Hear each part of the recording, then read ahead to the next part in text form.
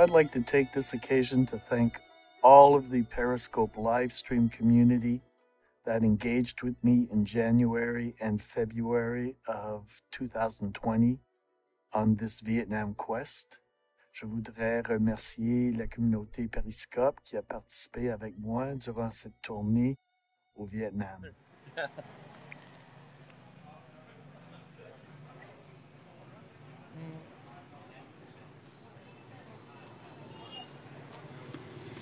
Wow.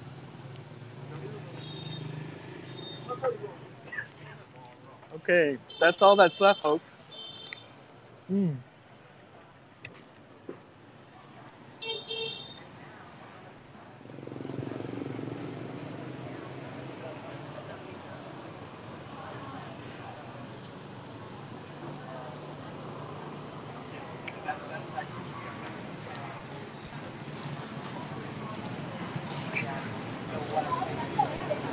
So I gotta put a little more hot sauce because actually calling it hot sauce, you're just calling it chili. It could be like a sweet chili. There you go. Yesterday I had something planned that to me sounded unique because there is nobody with a YouTube video of it. Not that I really checked or digged, but I kind of think that there isn't. But the thing is that this thing only occurs on Sundays. And it ends at 2 in the afternoon. So that little window yesterday closed for me. I was not able to do that scope.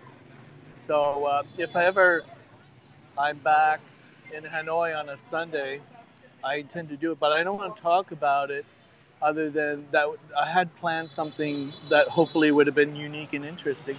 I have an app that helps you plan your day by you have your places of interest, and it smartly figures out where to go first and then what to avoid at certain hours. It's called Sijic.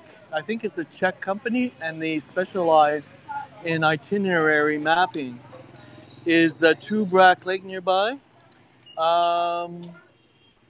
There's Tay Ho, which is further north, and this is Hon Kien Lake. And if it's in Hanoi or near Hanoi, it's close by, but I'm not sure. I'm not familiar with that name.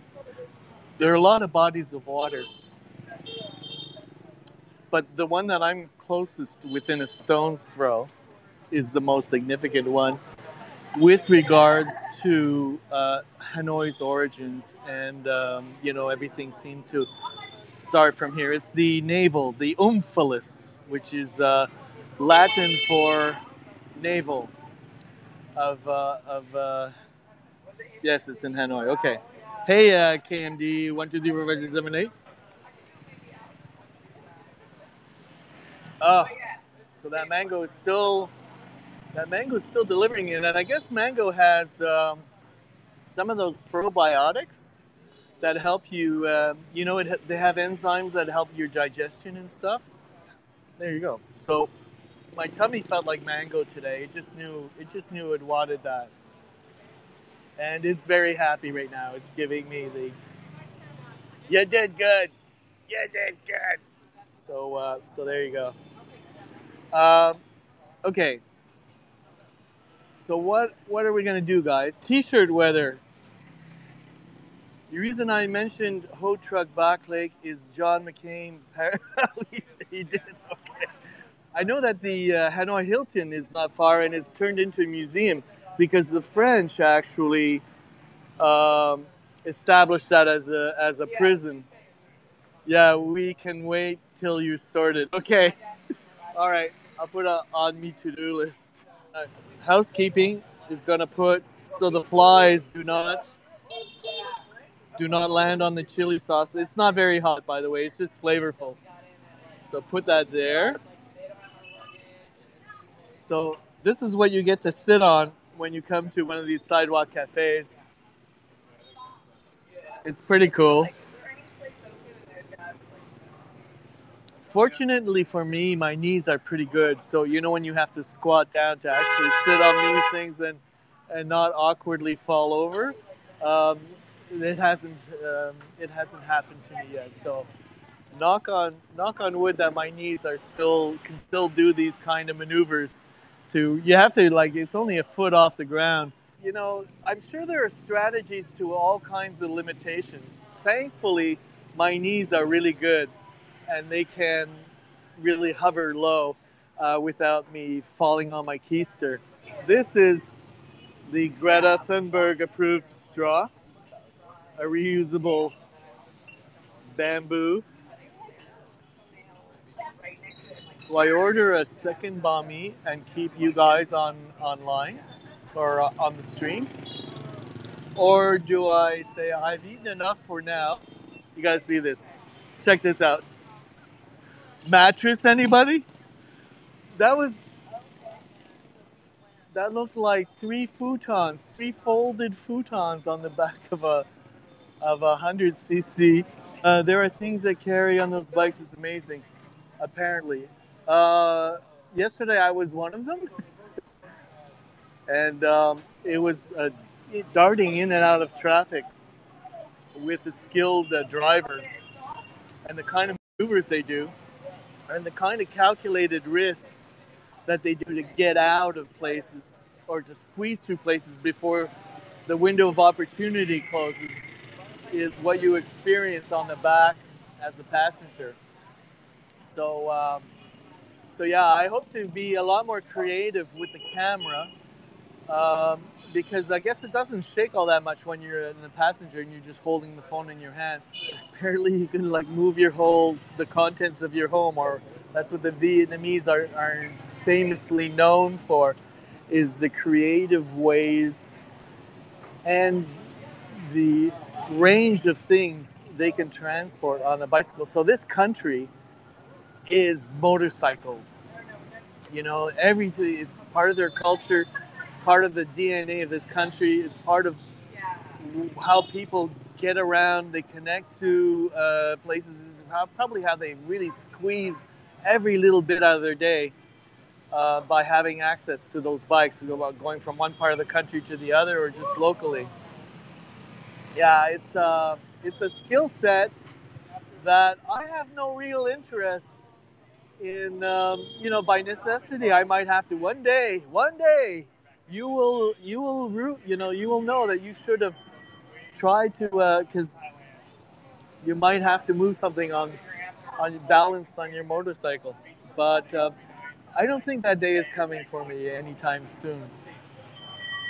But I have an opportunity to study it and to get a closer look and to see how it's done, just in case.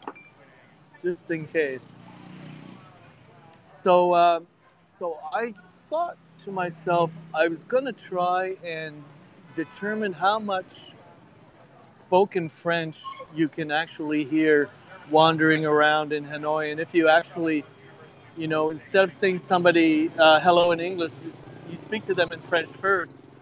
So I've gotten mixed results. I've actually overheard a lot of different French-speaking people from different French-speaking parts of the world just by sitting at tables, and then even on a plane, I can tell when somebody is from Quebec who's talking to somebody else, and there are other people talking different languages. That my ear is trained where I can hear my back home dialect. So that's an interesting thing I really wasn't aware of up to now. I think I had a question I didn't answer.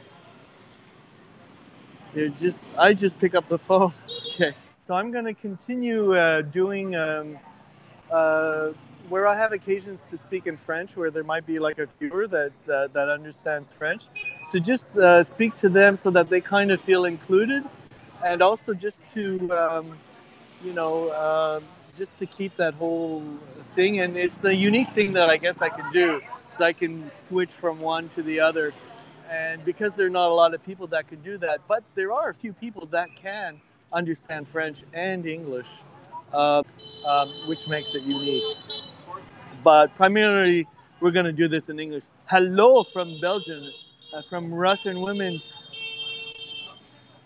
Привет, Привет, Anna. I guess you're a makeup artist who's Russian that's living in Belgium. I think that's it. So, hi back. Spasiba. I think that's what what you say.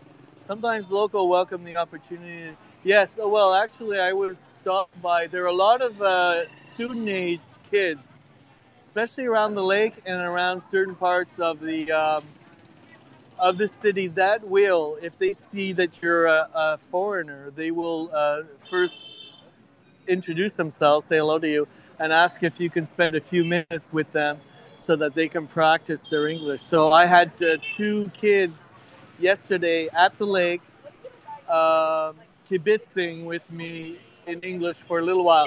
I did test them to see if they were interested in practicing any French, and they weren't as keen on that as their English conversation. So I was happy to comply. They were very charming kids. Yes, that happens to me when you travel as well.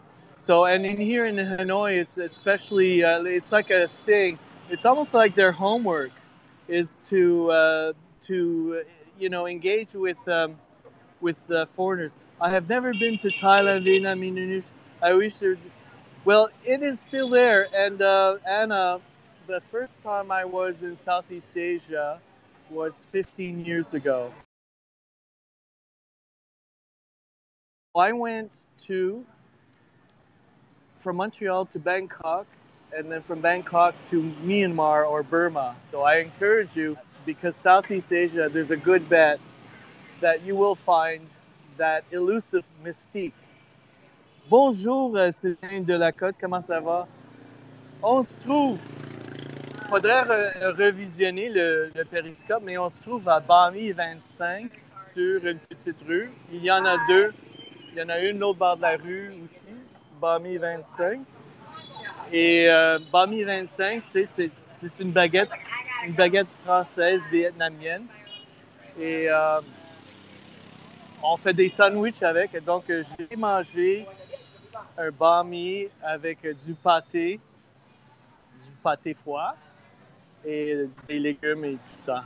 Donc, c'était bon avec un jus de mangue. So there you go. So see, that was pretty easy. I was able to have Sylvain up to date as to basically what we were doing. So Anna, I think it's Anna. Cool, yes.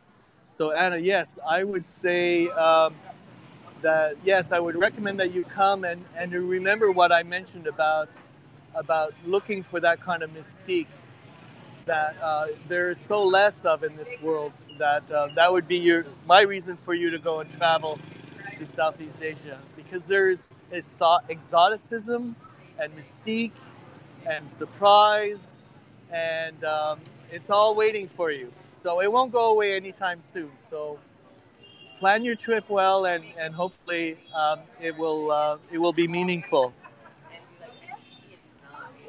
So yeah, you think South Asia may be the well, I know that I've never been to Africa, and I know that you have. So there's a different kind of adventure and a different kind of thing that awaits me if I choose to go to Africa, and one day I will. No, it's not boring, but it's not all this. There is beautiful countryside, and sometimes you can get to these beautiful countryside places by taking a train, by taking a bus. There are also some boat tours that you could do, but there are even more hard to find, like waterfalls and mountain valleys and things that you can only get to if you ride your own motorcycle there yourself. And you can do that in this country if you have enough time.